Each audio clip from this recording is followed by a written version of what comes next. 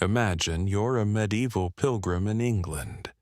You've spent your life savings to travel to Jerusalem, to walk where you believe holy history happened. The journey will take months. You'll cross seas, war zones, lawless countryside, and roads full of bandits who look at pilgrims the way modern scammers look at people who click the wrong link. You need money for food, lodging, and bribes at checkpoints, but carrying that money with you, in coin or gold, is basically asking to get robbed. Now, imagine someone offers you this deal. Leave your money safely with us in London. We'll give you a piece of paper. Take that paper to our branch in Jerusalem. Show it to them. They'll give you your money there. If you lose the paper, we still have the record. You don't have to carry any coins at all. That is not a modern bank. That is not Visa, MasterCard, or Apple Pay. That is the Knights Templar. In this episode, we're going to look at how a group of warrior monks in the Crusades accidentally built something that looks a lot like the world's first credit card and one of the earliest international banking systems. Because the Knights Templar didn't just fight in armor. They built a financial network that let money move without physically moving money. And that simple shift changed everything. Let's start with who they were. The Knights Templar were founded in the early 12th century, after the First Crusade. Western European armies had captured Jerusalem in 1099, and suddenly thousands of Christian pilgrims began streaming in from across Europe. For many of them, the most dangerous part of the journey wasn't a battle. It was the road. They were ordinary people carrying everything they owned in a purse or a bag. If a group of bandits stopped them, they had no real protection. No police, no insurance. If they were robbed, there was no customer support hotline. Their money was just gone. The Knights Templar were created to protect those pilgrims. They were warrior monks, men who took religious vows but also trained as elite soldiers. They built fortresses along the routes, guarded roads, and fought in major battles.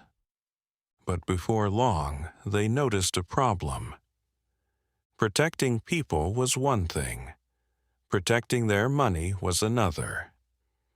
If pilgrims were constantly at risk of being robbed, then simply having armed escorts wasn't enough. People needed a way to travel without carrying large sums of cash. They needed a way to turn their money into something that could move safely across thousands of kilometers. So the Templars did something quietly revolutionary. They moved the money into their own ledgers, and they moved only the information on paper. Here's how it worked in practice. A pilgrim in England could go to the Templar house at Temple Church in London. There, he could deposit his coins, gold, or valuables with the order. The Templars would record the amount in their books and give him a written document, essentially a letter of credit. This document wasn't just a random note. It reflected an entry in the Templars' internal accounts. It said, in effect, "This person has this much value stored with us." The pilgrim then set off on his journey. Instead of carrying heavy, obvious bags of coins, he carried a piece of paper. Weeks or months later, he would arrive in the eastern Mediterranean and visit another Templar house, perhaps in Jerusalem, or another major center under Crusader control. He would present his letter, the Templars would verify it against their records, and they would pay out funds to him there, often in local currency and in installments as he needed it. No gold had moved with the pilgrim. The gold stayed inside the Templar network. For the pilgrim, this meant safety. Bandits could steal his cloak and his pack, but they couldn't easily steal value that was locked inside the books of the Templars. For the Templars, this meant power, because once you are holding everyone's money and moving that value between locations with pen and ink rather than wagons and chests, you start to become more than a military order. You start to become a bank. The genius of this system is that it looks very familiar to us. Today, when you tap a card or use your phone to pay, no physical money moves from your pocket to the shop. Numbers change in a system. Computers agree that value has moved from one account to another. The trust is in the system and the institutions behind it. In the 12th century, the Templars were doing the same thing with parchment and ink. People trusted them. They were seen as holy warriors, sworn to poverty, operating under papal authority. They had fortresses, armed men, and a reputation for discipline. If anybody could keep deposits safe and transfer value honestly, it was them. And so their financial system grew. At first, it was mainly for pilgrims, but soon, kings, nobles, bishops, and wealthy merchants began using Templar services. They realized that if the Templars could move a pilgrim's savings across continents, they could also move taxes, donations, dowries, and war funds. Templar houses were set up all across Western Europe and the Middle East. They weren't just monasteries or barracks. They were also administrative hubs, warehouses, and financial offices. Within these walls, the Templar brothers kept detailed records. They tracked deposits, withdrawals, loans, and transfers. They handled different currencies and local conditions. They built what was, for its time, an impressively sophisticated system of paperwork. There are even later stories, and some scholarly speculation, that their letters of credit may have used simple ciphers or codes to help prevent forgery, though this point is still debated. Whether or not that specific detail is true, the core idea is clear. A network of trusted nodes, connected by standardized procedures, letting value flow safely over dangerous distances. They didn't invent the idea of letters of credit from nothing. Earlier in history, Chinese flying money and various credit instruments in the Islamic world and among Italian merchants had served similar purposes. But the Templars normalized this for Western European Christians in a powerful way. They took a religious military order and wrapped it around a practical financial service at a moment when long-distance travel and warfare were reshaping the map. And once they mastered this, their activities expanded further into what we'd now recognize as full-scale banking. They offered safe storage for valuables, not only coins but documents and treasures. They made loans to kings who needed to fund wars or pay ransoms. They helped popes collect and transfer taxes designated for crusades. They financed the logistics of moving armies and supplies to the Holy Land. The Order's network spanned from the British Isles through France and Iberia, across to the Eastern Mediterranean. At one point, they even owned the entire island of Cyprus. They managed farms, vineyards, workshops, and ports. They had their own ships.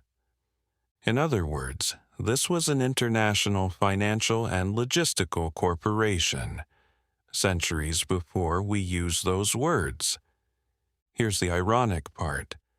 The Templars themselves had taken vows of poverty as individuals, but collectively, as an organization, they became astonishingly wealthy. They didn't get rich because they were greedy in the simple sense. They got rich because everyone trusted them to hold, move, and manage wealth. That trust was their real capital. And with that capital, they quietly became some of the most important financiers in medieval Europe. But with financial power comes political risk. By the late 13th and early 14th centuries, the Crusader states in the Holy Land were collapsing. European control over Jerusalem was lost. Pilgrimages became less frequent.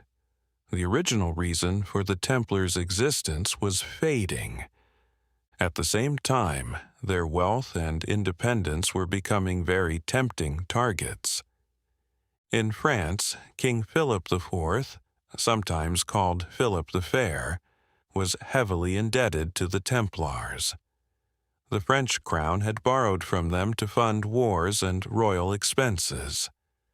The Templar headquarters in Paris was one of the most secure and well-funded institutions in the kingdom. To a cash-strapped king, that was both useful and threatening. According to many historians, Philip saw an opportunity. If he could destroy the Templars, he could also erase or reduce his debts and seize their assets. In 1307, he made his move. On Friday, October 13th, yes, that Friday the 13th, royal forces raided Templar properties across France. Templars were arrested and charged with heresy, corruption, blasphemy, and a long list of other crimes. Under torture, some gave confessions that were later used to justify the suppression of the order. The Pope, under heavy political pressure, eventually issued decrees that dissolved the Templars. Their remaining properties were largely transferred to another order, the Hospitallers, but a significant part of their wealth in France effectively came under royal influence. The last Grand Master of the Templars, Jacques de Molay, was burned at the stake in Paris in 1314. Just like that, one of the most powerful financial networks in medieval Europe was dismantled. It's tempting to see this as a kind of medieval run on the bank, a moment when the state turned on its own banker, using legal and religious charges as cover to solve a financial problem. Of course, the reality is more complex. There were internal church politics, rivalries with other orders, and long-standing tensions about how much power a group of warrior monks should really have. But, from our perspective, when we are asking how the Templars built something like the world's first credit card, what matters is this. They proved how valuable an international system of trust could be, and they also showed how dangerous it could be when that trust and that system weren't fully under royal or state control. So, were the Knights Templar literally the inventors of the credit card? Not in a technical sense. A modern credit card allows you to borrow money and pay it back later, with a bank fronting the cash at the moment of purchase. The Templar letters of credit were closer to prepaid accounts and international checks. You deposited money first, then drew it down later somewhere else. But in a broader sense, they anticipated the logic behind modern cards and digital payments. They allowed people to separate the act of traveling from the act of carrying wealth. They created a network where your account lived in the system, not on your person. They used written instruments to move value instead of metal. They operated across borders, currencies, and jurisdictions, based on a mix of reputation, paperwork, and centralized record-keeping. That is very much the same logic that underpins modern payment systems, even if the technology has changed. Today, we tap a piece of plastic or a phone. Information flies through fiber optic cables, and servers update balances in seconds. In the 12th century, a pilgrim presented a sealed document. Information traveled by horse and ship. Ledgers were updated with quills. But the fundamental idea is surprisingly similar. Transform money into entries in a trusted network so it can move more safely and efficiently than coins ever could. And that's why the story of the Knights Templar is such a powerful way to think about the history of money. It reminds us that the real revolution in finance is not just the invention of new tokens or technologies. It's the invention of systems that people are willing to trust. The Templars took a world where wealth was physical, bags of coins on a donkey, and nudged it toward a world where wealth could be abstracted into records in a book.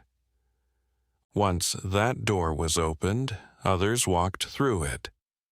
Italian merchant bankers refined the idea with bills of exchange. City-states like Venice and Florence built banking dynasties.